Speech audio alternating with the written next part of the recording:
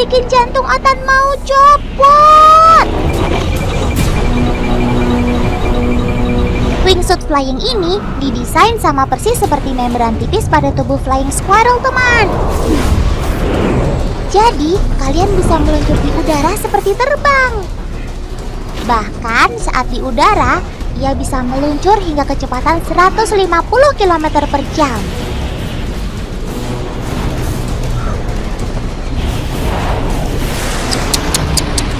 Ngeri banget ya.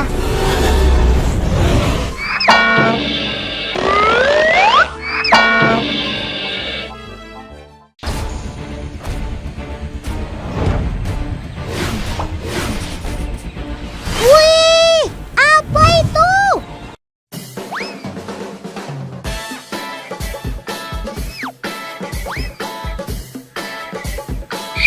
Teman, flying squirrel atau bajing terbang ini memang biasa hidup dan bersarang di pepohonan alias hewan arboreal. Ia masih cukup banyak tersebar di hutan Sumatera, Sulawesi, Kalimantan, dan Jawa. Bahkan, flying squirrel juga bisa ditemukan di selatan dan timur Amerika Serikat.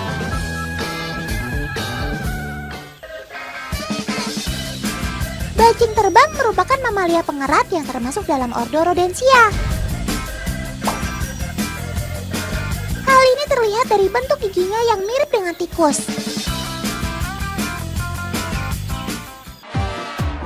Karena perkembangan giginya yang cukup cepat, bajing terbang biasa mengerat tanaman kelapa milik warga untuk mengikisnya. Karena itu, bagi sebagian orang, mamalia berbulu ini dianggap sebagai hama. Gak heran, bajing terbang memang banyak diburu. Tapi, kalau keseringan bisa punah juga kan?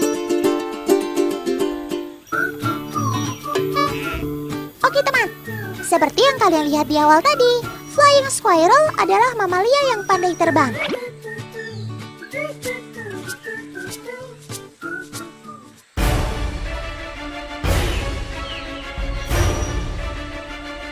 Tapi nih, sebenarnya bajing terbang ini bukan sedang terbang loh.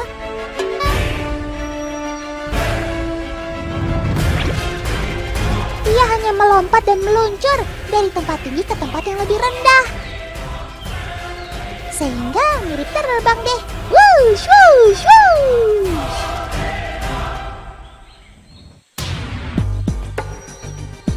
Bajing terbang memiliki sepasang membran tipis dengan bulu-bulu yang menutupinya dan dapat dikembangkan dari bagian tangan hingga kakinya, sehingga ia bisa melayang di udara.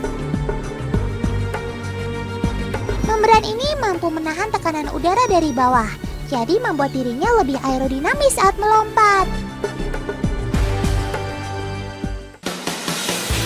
Saat melayang, mamalia ini menggunakan pergelangan tangannya sebagai kemudi, serta bagian ekor untuk menjaga keseimbangan dan rem saat mendarat. Satu lagi nih, kumisnya juga punya peran penting loh, sebagai penjaga keseimbangan.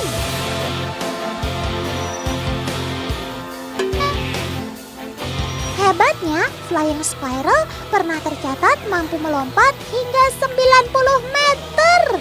Keren!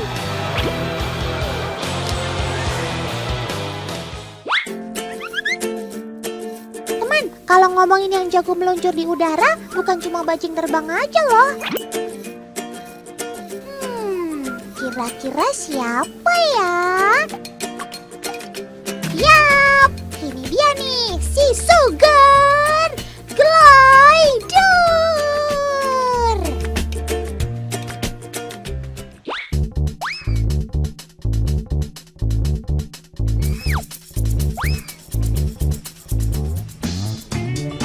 Teman, walaupun sama-sama bisa meluncur di udara, tapi sebenarnya bajing terbang dan Sugar Glider itu beda banget loh. Seperti yang Otan bilang tadi, bajing terbang itu termasuk hewan pengerat, sedangkan Sugar Glider masuk dalam kelas hewan berkantung alias marsupilia seperti kanguru.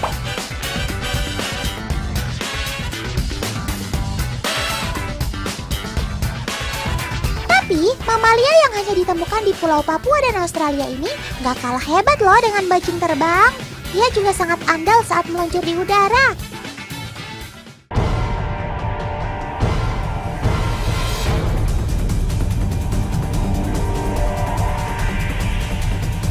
Sugar glider juga dibekali membran patagium yang memudahkan ia melompat jauh dari dahan pohon.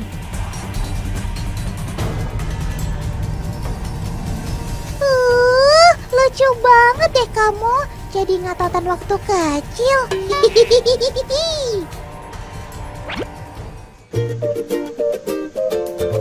Saat ini, sugar glider jadi salah satu hewan yang ngetren dan banyak dipelihara.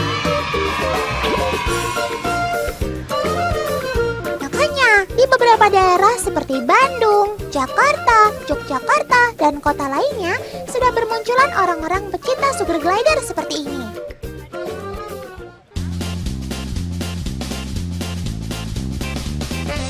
Hampir setiap minggunya, kakak-kakak ini ngumpul bersama dengan membawa sugar glider masing-masing. Benar-benar akrab ya mereka. Oke, siap. 1, 2, 3. Ini dia nih, salah satu cara melatih ketangkasan si Imot. Mereka akan lomba cepat-cepatan manjat tali, teman.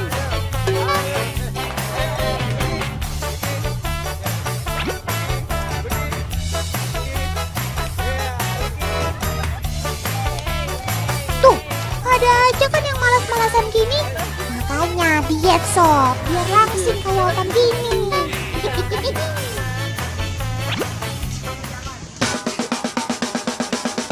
Nah, kayak yang satu ini dong, lincah dan cekatan.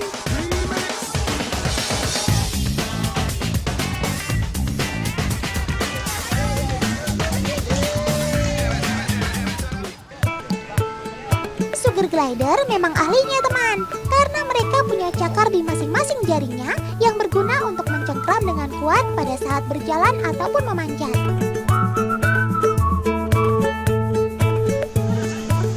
Uji ketangkasan belum selesai di sini teman. Masih ada yang namanya glide the water. Ayo sini sob. Lompat! Yeehaw! Teman, sugar glider ini nggak sembarangan lompat gitu aja loh. Antara sugar glider dan pemiliknya harus memiliki ikatan yang kuat satu sama lainnya. Hebat ya teman, udah lucu, bisa melayang, pintar berinteraksi lagi. Pantesan aja banyak yang suka. Ya, 11-12 dengan Otan lah.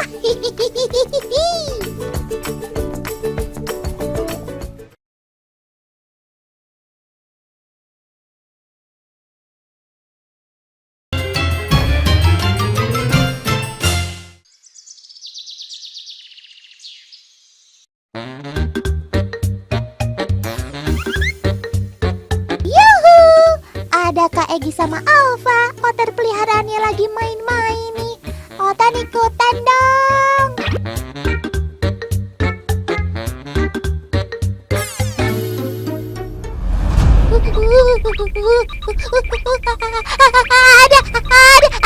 Ada ular. Kak Egi, Alfa, ayo kabur.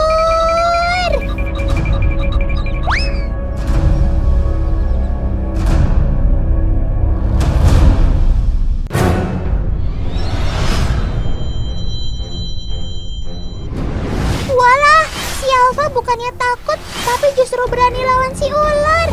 Wih, pertarungan berlangsung seru pemirsa.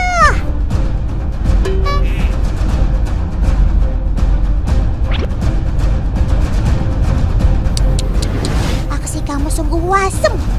Awesome sob.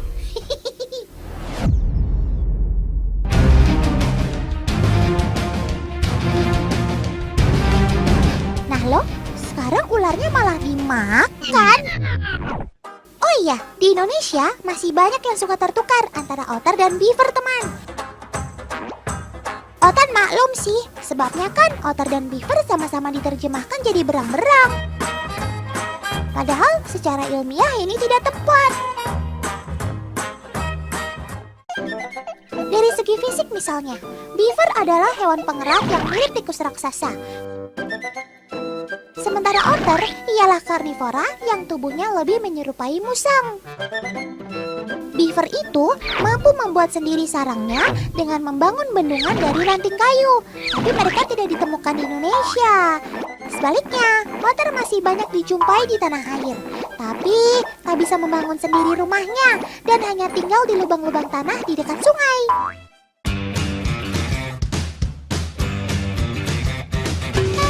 Jadi jangan sampai tertukar lagi ya teman. Tujuan otter hidup di lubang-lubang tanah dekat sungai adalah agar memudahkan mereka mencari ikan seperti ini, teman.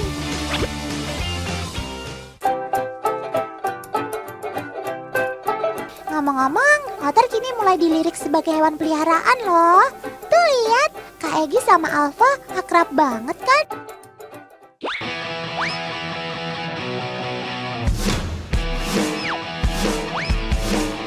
Sekarang capek jalan-jalan, waktunya makan.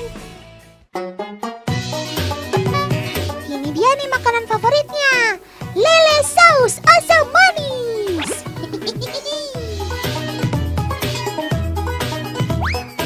Dalam sehari, otter cakar kecil bisa makan hingga 1 kilogram lele per hari loh.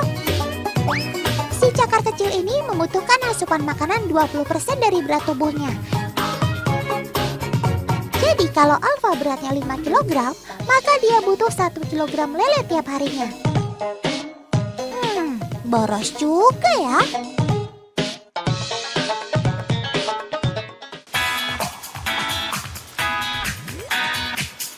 Otter juga harus diajak berenang di sungai secara rutin loh teman. Wah, mereka lagi pada kumpul nih.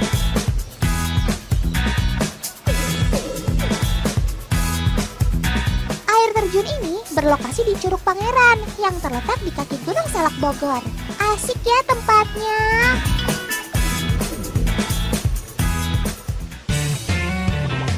Tempat ini menjadi favorit otter karena disinilah si otter bisa berenang sepuasnya. Uhuy! Tuh lihat, jago banget ya si otter ini menyelamnya. Maklum, otter kan hewan semi akuatik yang hidup di darat dan air. Ketika berenang maupun menyelam, hewan yang dalam bahasa Sunda disebut juga sero ini akan menggunakan ekornya untuk mendayung pada kecepatan tinggi dan berbelok pada kecepatan rendah. Keren kan?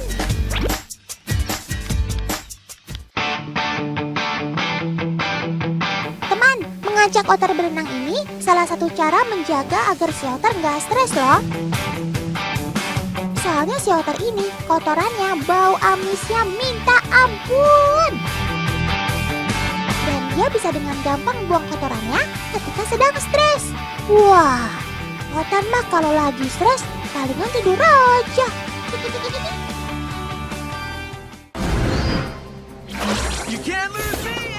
Teman, masih ada sobat otan yang lainnya yang bisa jadi peliharaan kamu-kamu di rumah loh. Masih ingat sama si jagoan ini?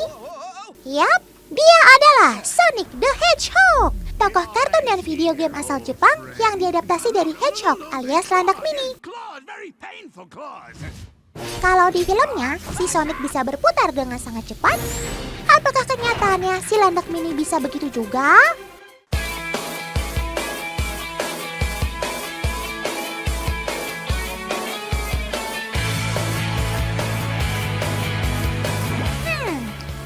Ngelihat landak mini punya kakak Juli ini, Otan sangsi banget doi bisa selincah si Sonic. Lawang tubuhnya aja bulat begitu alias gendut.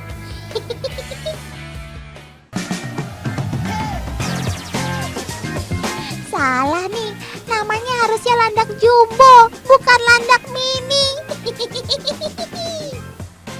Tapi Justru karena bentuknya yang gemesin inilah Kak Juli jadi seneng banget punya peliharaan si landak mini. Soalnya merawat si lucunan imut ini juga mudah banget teman. Paling penting dalam memelihara landak mini adalah masing-masing hedgehog harus diberi kandang sendiri-sendiri ya teman. Soalnya dia kan hewan teritorial.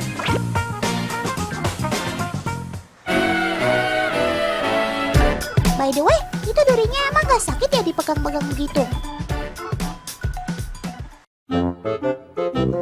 Ya enggak dong, soalnya duri landak tersusun dari zat yang sama dengan zat pembentuk rambut, yaitu keratin. Durinya kaku, namun sangat ringan dan tidak mudah patah. Ayo coba tebak berapa jumlah duri hedgehog? Ternyata jumlahnya bisa mencapai 3.500 sampai 8.000 batang teman. Wah, banyak banget ya. Dengan perut sebesar ini, kira-kira makanannya apa aja ya?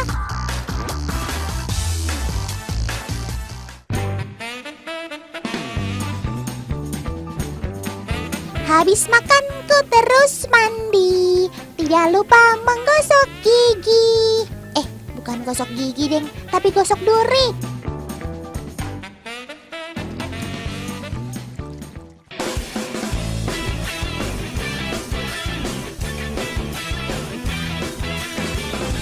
Kalau lagi begini, kamu kayak sikat yang di rumah itu ya, Nak?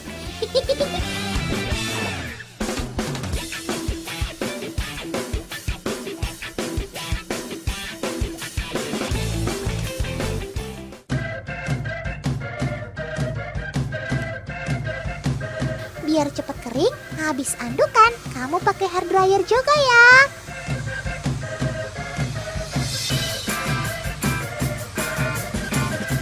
Duh, kamu anteng banget ya, Sob.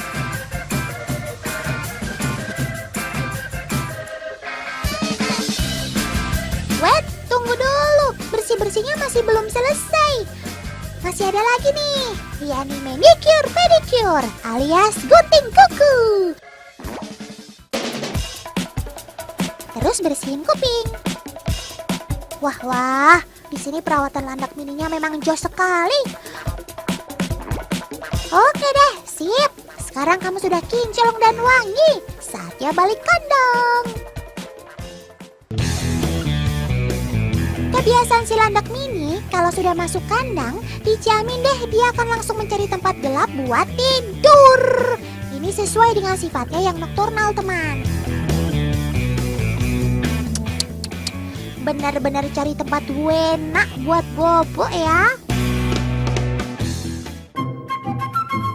Bukan cuma sensitif dengan cahaya, sobat totan ini juga peka terhadap bau, teman.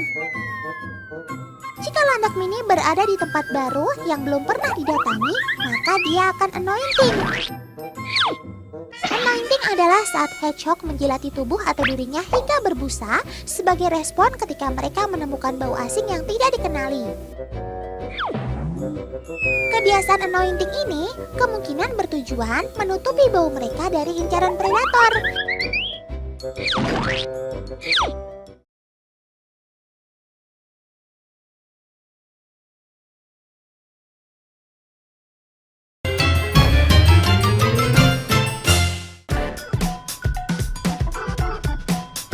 Selain anointing, landak mini juga akan mempertahankan diri dengan cara membulatkan badannya,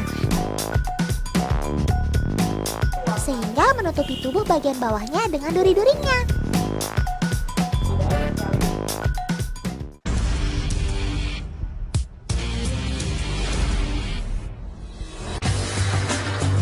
Ngomong-ngomong soal penciuman si hedgehog, Otan dibantu Kak Juli mau bikin eksperimen nih. Dengan cara menukar kandang. Landak mini ini punya kebiasaan gak mau tinggal di kandang yang bukan miliknya, teman. Sekarang kita tukar landaknya ya.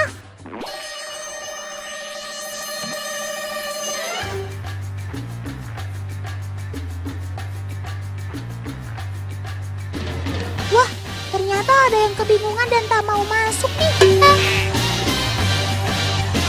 Landak mini yang satu lagi ini juga bereaksi sama teman. Sekarang kita balikkan si landak mini ke kandangnya masing-masing ya.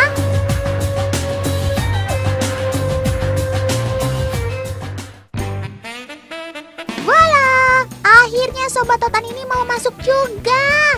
Home sweet home ya ndak.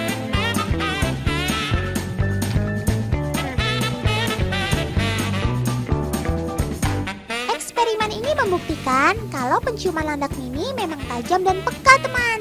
Mereka tidak mau memasuki teritori yang baunya asing bagi si landak. Bagaimana cerita Otan hari ini? Seru kan? Makanya besok nonton lagi di Trans 7 pada jam yang sama. Dadah!